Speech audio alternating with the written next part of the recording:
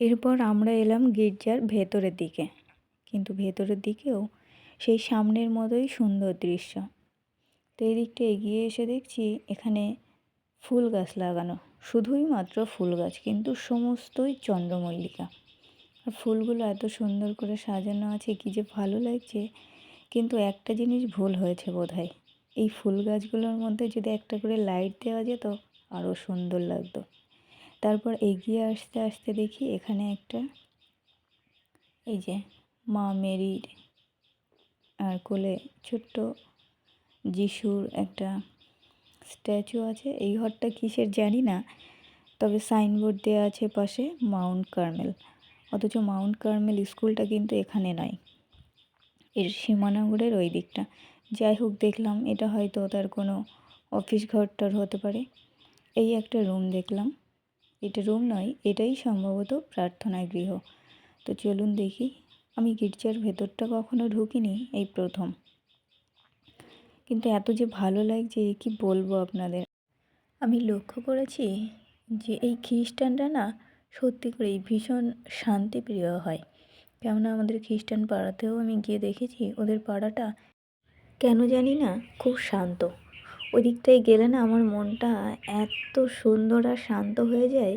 আমি ঘুরে ঘুরে সমস্ত বাড়িগুলো আমি শুধু দেখি যে কেমন।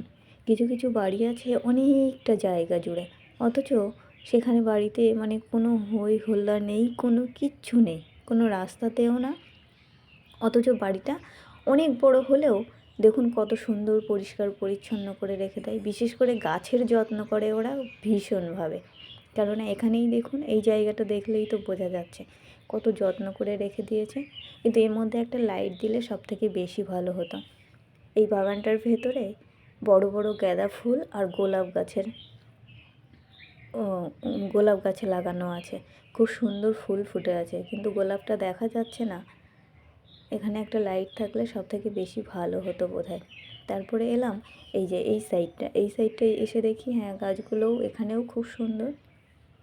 তো সামনে অনেকটা ফাঁকা জায়গা, অনেক জিনিসপত্র রাখা আছে। আমি প্রথমে ভেবেছিলাম এই দিকটা বোধহয় সমাধিস্থল, কিন্তু আমার যা বললো না, এটা সমাধিস্থল না, সমাধিস্থলটা অন্য জায়গায় আছে, ওটা আপনাদের একদিন দেখাবো অন্য কোনো ভিডিওতে।